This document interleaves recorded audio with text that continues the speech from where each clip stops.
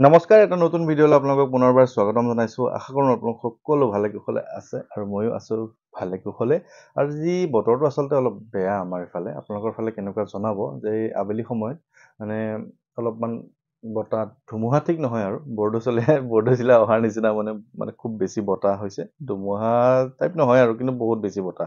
আৰু যি কি নহওক আপোনালোক ভালে কুশলে আছে নিশ্চয়। আৰু আপোনালোকৰ বাবে খুব বেছি দৰকাৰী, খুব বেছি প্ৰয়োজনীয় আজিৰ সময়ত সকলোতকৈ দৰকাৰী ভিডিঅ'টোকে আজি বনাবলৈ আৰম্ভ কৰিছোঁ। আশা কৰোঁ আপোনালোকে এই ভিডিঅ'টো মানে ভাল পাব। আৰু কথাটো এনেকুৱা ধৰণৰ যে যোৱা দুদিন আগতে মই এটা ভিডিঅ' বনাইছিলোঁ, যে ভিডিঅ'টোত আপোনালোকক কৈছিলোঁ যে আপোনালোকে হনুমান জয়ন্তীৰ দিনা এদিনৰ সংকল্প ল'ব পাৰে। কিন্তু মই কৈ থাকোঁতে পানীৰ ঘটিটোৰ কথাটো ক'লোঁ, কিন্তু কি কৰিব মই সেই কথাটো উল্লেখ নকৰিলোঁ। আৰু মই পানীৰ ঘটিটোৰ কথাটো এনেধৰণে ক'ম যে আপুনি যে 11 বাৰ হনুমান চালিচাখন পাঠ কৰিব, পাঠ কৰাৰ পিছত আপোনাৰ যিখিনি হনুমান চালিচাৰ শক্তিখিনি, পাঠৰ শক্তিখিনি সেই পানীখিনিত অবজাৰ্ভ হয় বুলি কোৱা হয়। আৰু সেইকাৰণে আপোনালোকে সেই পানীখিনি ভৱিষ্যতৰ কাৰণে প্ৰিজাৰ্ভ কৰি ৰাখি থ'ব পাৰে, ধুনীয়াকৈ ৰাখি থ'ব পাৰে আৰু পানীৰ বটলত, যাতে আপোনালোকে বিপদ আপদত পৰিব লগা হ'লে বা বিভিন্ন অমংগল হোৱা যেন লাগিলে, বিভিন্ন ভয়ভূত লাগিলে বা অশুভ হোৱা যেন লাগিলে বা কেতিয়াবা খুব শুভ কামত কেতিয়াবা ওলাই গ'লে, তেতিয়া সেই পানীখিনি খাবও পাৰে, ঘৰত ছটিয়াবও পাৰে বা তেনেধৰণে ভালকৈ ব্যৱহাৰ কৰিব পাৰে আচলতে। গতিকে পানীখিনিৰ কথাটোত তেনেকুৱা ধৰণৰ পানীৰ ঘটিটোৰ কথা যে কৈছিলোঁ। আৰু আজিও মই যিটো কথা উল্লেখ কৰিব আগবাঢ়িছোঁ, যিটো বিষয়ত কথা ক'বলৈ আগবাঢ়িছোঁ, সেই বিষয়টো হৈছে যে হনুমান জয়ন্তী।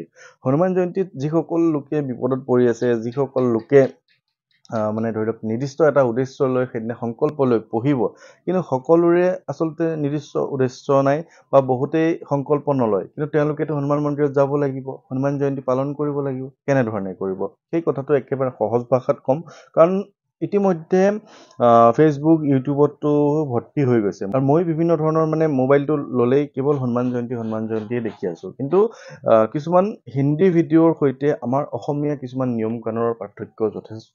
গতিকে আমি ভগৱানক সন্তুষ্ট কৰিব লগা হ'লে মই আগতেই কওঁ যে ইমান বেছি টান নিয়ম কানুনৰ প্ৰয়োজন নাই। আমি সহজতেই ভগৱানক শ্ৰদ্ধা মনৰ পৰা ভক্তি কৰিলেই আমি পাব পাৰোঁ। কিন্তু ইয়াতে এটা কথা হ'ল যে আপুনি যদি হনুমান জয়ন্তীৰ দিনা, অৰ্থাৎ হনুমানৰ জন্মদিন, চ'ত মাহৰ পূৰ্ণিমাৰ দিনা হনুমানজীৰ জয়ন্তী পালন কৰা হয়, সেইটো আগতেও কৈছোঁ আৰু আজিও কৈছোঁ যে চ'ত মাহৰ পূৰ্ণিমাৰ দিনটোত হনুমানজীৰ জয়ন্তী পালন কৰা হয়।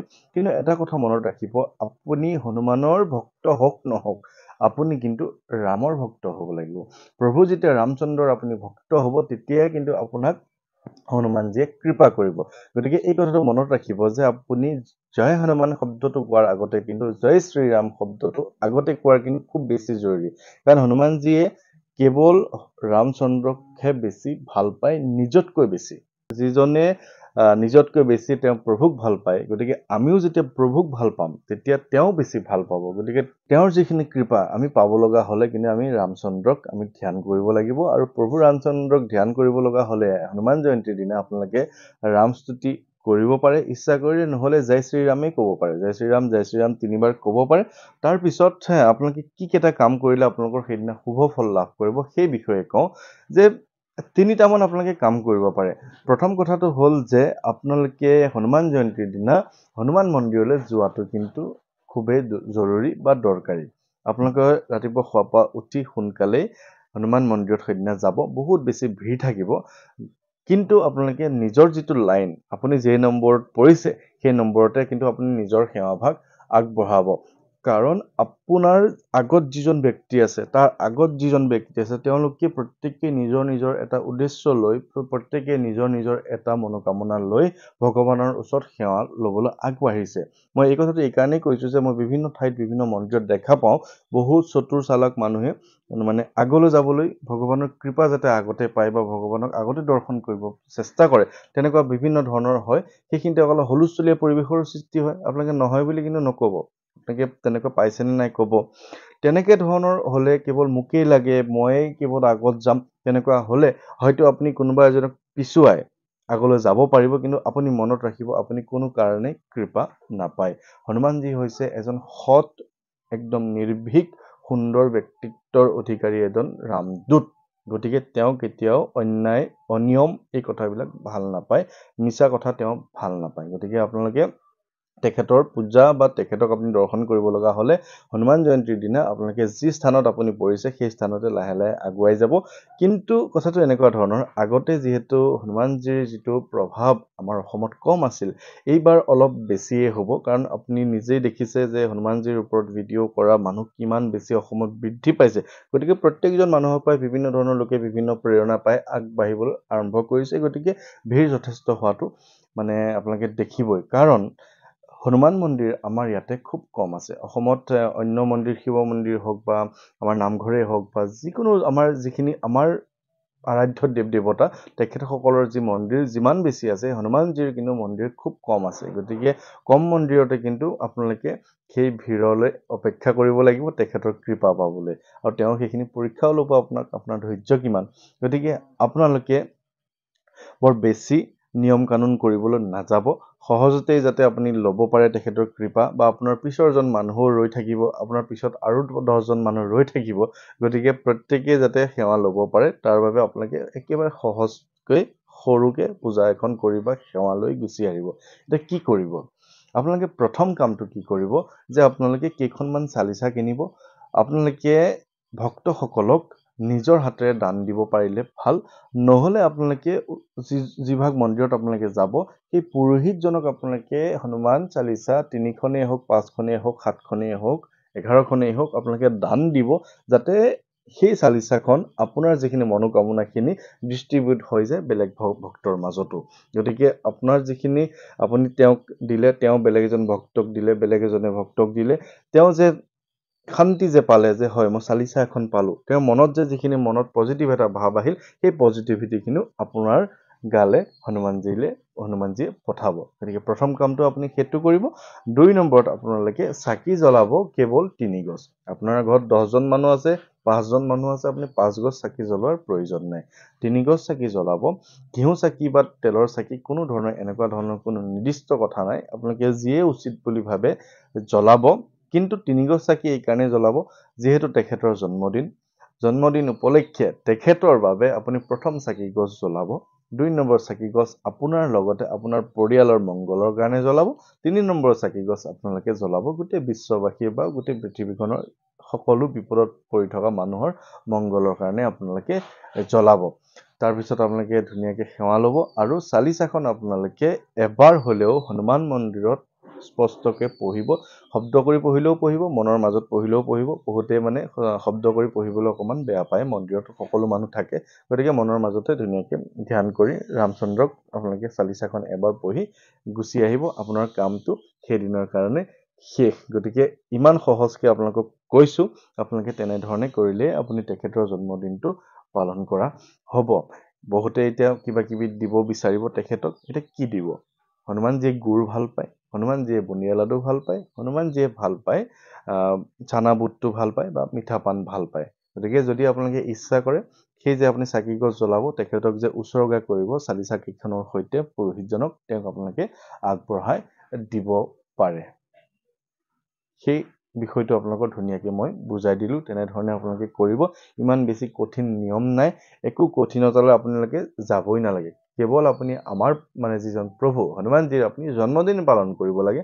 জন্মদিন পালন কৰাৰ নামত আপুনি এজন মানুহে আধা ঘণ্টা 1 ঘণ্টা সময় পুৰোহিতজনৰ ওচৰত ল'ব লগা আচলতে নাই। খুব সোনকালে আপোনালোকে নিজৰ কামখিনি কৰিব। পিছৰ দিনা উৰুকা বিহু, গতিকে কামো আছে আপোনালোকৰ ঘৰত। গতিকে তেনেধৰণে কৰিব। তাৰপিছত আপোনালোকে পিছবেলালে সন্ধিয়ালে কিন্তু পাৰিলে, যদি আপুনি ভাবে যে আপোনাৰ খুব বেছি বিপদ হৈ আছে, আপোনাৰ গাত শনিৰ দশা চলি আছে, তেনেহ'লে কিন্তু আপোনালোকে সেইদিনা শনি মন্দিৰলৈ যাবলৈ একেবাৰেই নাপাহৰিব। আপোনালোকক মই আগৰ ভিডিঅ'টো কৈছোঁ যে শনি দেৱতাই কেৱল হনুমানজীক খুব বেছি শ্ৰদ্ধা কৰে আৰু ভয় কৰে। ভয় মানে কি? এইটো সন্মানৰ যিটো ভয় কৰে। কাৰণ বিভিন্ন ধৰণৰ প্ৰবাদ আছে হনুমানজী আৰু বিভিন্ন শনি দেৱতাৰ মাজত, পৌৰাণিক বহুত কথা আছে। গতিকে এটা কথা ক'লে আচলতে উচিত নহয়। তথাপিও কৈছোঁ যে হনুমানজীয়ে শনি দেৱতাৰ বিপদত পৰোঁতে, মানে বিপদতটো হনুমানজীৰ কাৰণেই পৰিছিলে যে শনি দেৱতাৰ যেতিয়া খুব বেছি অহংকাৰ হৈছিলে, সকলোৰে গাতে লম্ভিব গৈছিলে, হনুমানজীৰ লগতো তেওঁ মানে পৰাক্ৰমত পাৰিম বুলি ভাবিছিলে, কিন্তু তেওঁ নোৱাৰাৰ কাৰণে তেওঁ যেতিয়া বিষত কক বকালে হনুমানজীৰ ওচৰত যুদ্ধত, হনুমানজীয়ে আকৌ নিজে তেওঁৰ গাত তেল লগাই দিছিলে, সৰিয়হৰ তেল বা মিঠাতেল লগাই দিছিলে। গতিকে শনি মন্দিৰত হনুমানজীক মানে হনুমানজীৰ কৃপা পাবলৈ শনি মন্দিৰত আপোনালোকে কিন্তু সৰিয়হৰ তেল দান কৰিব পাৰে বা শনি মন্দিৰত শনিৰ মূৰ্তি ভাগত বিভিন্ন ঠাইত নিজে ঢালি দিব পৰা প্ৰথা আছে, কিন্তু আমাৰ ইয়াতে আচলতে নাই। গতিকে সেইখিনি নকৰিলেও হ'ব, আপোনালোকে সৰিয়হৰ তেল অকণমান সৰু বটল এটাত অৰ্পণ কৰিব পাৰে হনুমান জয়ন্তীৰ দিনা শনি মন্দিৰত। সহজভাৱে ধুনীয়াকৈ সুন্দৰকৈ আপোনালোকে হনুমান চালিচাখন সেইদিনা পঢ়ক। যদি আপোনালোকে বিপদত পৰি আছে, এদিনীয়া সংকল্প লওক। এদিনীয়া সংকল্প ল'লেও আপোনাৰ জীৱনৰ দুখ দুৰ্দশাখিনি বহু পৰিমাণে কমি যাব। আৰু মই সেইদিনা বেজেৰালৈ যাম, বেজেৰাত থাকিম।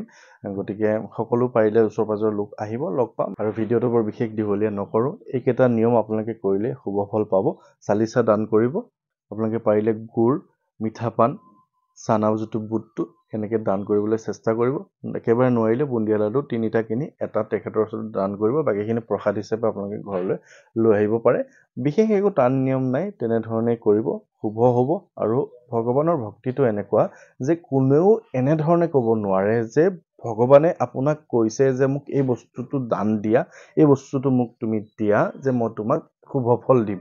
আপোনাৰ কাষৰ মানুহজনে যদি একেবাৰে এসোপামান এগালমান বস্তু বেলেগ ভিডিঅ' চাই লৈও যায়, গোটেই যদি 1000 টকাৰ বস্তু ভগৱানৰ ওচৰত উচৰ্গাও কৰে, তেতিয়াও কিন্তু ফল নাপাব যদি তেখেতৰ মনটো অশুদ্ধ হয়। তাৰ সলনি আপুনি কেৱল চাকি এগছ, ধুনীয়াকৈ অসুবিধা হ'লে চাকি এগছ, ধূপ এডাল দিও যদি আপুনি তেখেতক প্ৰাৰ্থনা কৰি চালিচাখন সেইদিনা তাত পঢ়ি আহিব পাৰে, তাতকৈ আৰু আপোনাৰ কোনো ধৰণৰ শুভ ফল নাই। খুব ধুনীয়া ফল পাব তেনেধৰণে। গতিকে ভগৱানৰ ভক্তিটো তেনেকুৱা, ভগৱানে কেতিয়াও উচ্চ নিচ ধনী দুখীয়া নাচায়।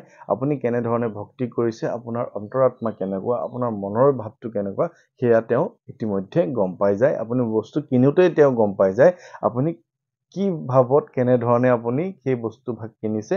একো নিকিনিলেও কথা নাই, কেৱল আপুনি মনৰ পৰা ভক্তি কৰিলে আপুনি তেখেতক পাব। গতিকে বৰ বেছি টান নিয়মত কৰিবলগীয়া একো নাই, কিন্তু যিহেতু প্ৰভুৰ জন্মদিনৰ দিনা আপোনালোকে তেনেধৰণে সুন্দৰকৈ পালন কৰক। চাকি 3 গছ জ্বলাব, তেখেতলৈ বুলি কিবা এটা ভোগ হিচাপে বুন্দিয়া লাডুকে অৰ্পণ কৰি দিব। আপোনাৰ দিনটো শুভ হ'ব। আৰু সন্ধিয়া কিন্তু আপোনালোকে শনি মন্দিৰত যাব যদি আপোনাৰ দুখ দুৰ্দশা বিপদ আপদ চলি আছে। গতিকে ভিডিঅ'টো ইমানেই। সকলোৰে কুশল মংগল কামনা কৰিছোঁ আৰু সকলো ভালে কুশলে থাকিব। বেজেৰাত লগ পাম বুলি আশা কৰি আজিৰ ভিডিঅ'টো সামৰণি কৰিছোঁ। ধন্যবাদ।